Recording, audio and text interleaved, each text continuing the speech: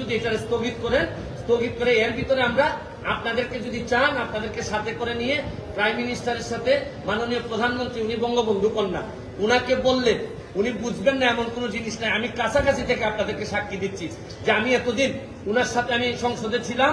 উনাকে যদি বুঝায় বলা যায় উনি বুঝেন না এমন কোন জিনিস নাই।